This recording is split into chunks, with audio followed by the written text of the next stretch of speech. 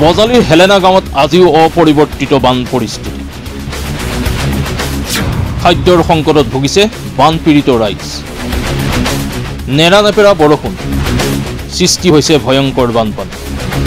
খাদ্যৰ অভাৱ হৈছে বানাকান্তৰ মাজত। এই দৃশ্য বজালিৰ হেলেনা গাঁৱৰ।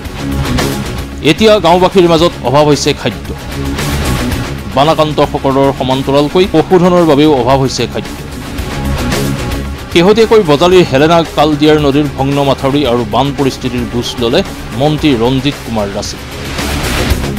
উল্লেখ্য যে বিগত সময়ত পঞ্চায়তৰ দ্বাৰা নিৰ্মাণ কৰা কৃষি বান্ধ ভাগি যোৱাৰ বাবে এই বান পৰিস্থিতিৰ উদ্ভৱ হৈছে। কালদিয়া নদীত মাথাউৰি নাই আৰু তাৰ বিপৰীতে পঞ্চায়তে কিছু নিৰ্দিষ্ট স্থানত কৃষিবান বান্ধিছিল যদিও কালদিয়া নৈৰ বাহনীৰ পানীয়ে উটুৱাই নিলে সেই কৃষিবান। উক্ত কৃষিবানৰ বাবে 6 লাখ টকাৰ আবণ্টন দিয়া হৈছিল যদিও পৰ্যাপ্তৰ মাটিৰ অভাৱত সেই কৃষিবান সম্পূৰ্ণ হোৱা নাছিল। বান পৰিস্থিতিৰ উন্নত হ'লেই শীঘ্ৰে যথোপযুক্ত ব্যৱস্থা লৈ উক্ত স্থানত বান সমস্যাৰ স্থায়ী সমাধানৰ পদক্ষেপ ল'ব বুলি প্ৰকাশ দিলে মন্ত্ৰী ৰঞ্জিত কুমাৰ দাসে। পঞ্চায়তৰ গাফিলতি নহয়, এইটো পঞ্চায়তৰ এইটো কোনো ভগৱানৰ শক্তিও যদি একত্ৰিত হয় তথাপি পঞ্চায়তৰ এগ্ৰিমেণ্ট যদি এই পানী কেনেকৈ ৰখিব। আমি সেইকাৰণে মুখ্যমন্ত্ৰীক আহ্বান জনাইছোঁ যে MGNDৰ জৰিয়তে এগ্ৰিবাণ্ডৰ জৰিয়তে পানী ৰখাটো সম্ভৱ নহয়, কাৰণ তাতে ট্ৰেক্টৰ দিব, ট্ৰেক্টৰ চলাব নোৱাৰি, তাৰ কমপ্লেক্সন যিটো দিব লাগে। কিন্তু ৱাটাৰ ৰিচোৰ্চৰ সেই ছিষ্টেমটো আছে। এতিয়া ৱাটাৰ ৰিচোৰ্চৰ মই যদি জানো, ৱাটাৰ ৰিচোৰ্চৰ ছিষ্টেমটো হৈছে কি যে তেওঁলোকে নদীৰ পৰা 50 মিটাৰ দূৰত মথাউৰি বনাব লাগে। এতিয়া আমাৰ যদি কালদিয়া নদী হওক বা পহুমাৰা নদী হওক বা ত্ৰিহু নদী 50 মিটাৰতো সকলোৰে মানুহ ঘৰ আছে, গতিকে ঘৰ দুৱাৰ ভাঙি পেলাইতো মথাউৰি বনোৱাটো অসম্ভৱ।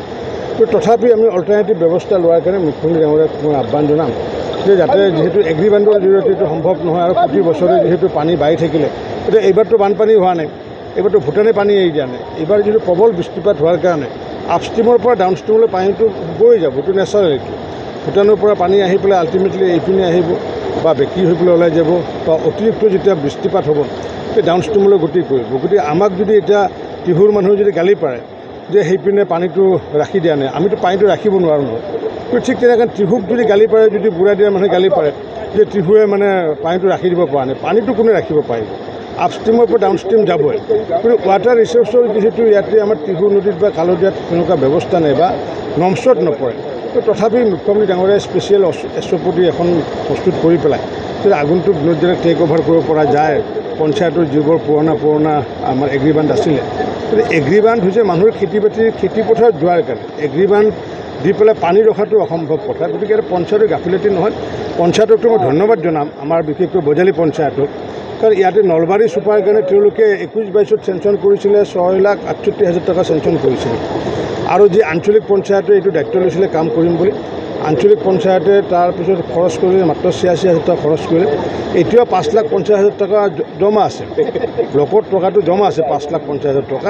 কিন্তু ৰাইজে যদি সেই টকাটো লৈ পেলাই যদি কামটো নকৰে, এইটোতো ভিডিঅ' আহি পেলাই কৰি দিব নোৱাৰে। গতিকে পঞ্চায়ত হওক বা AP মেম্বাৰে হওক বা কোনোবা কামটো কৰিব লাগিব। News x report, my news and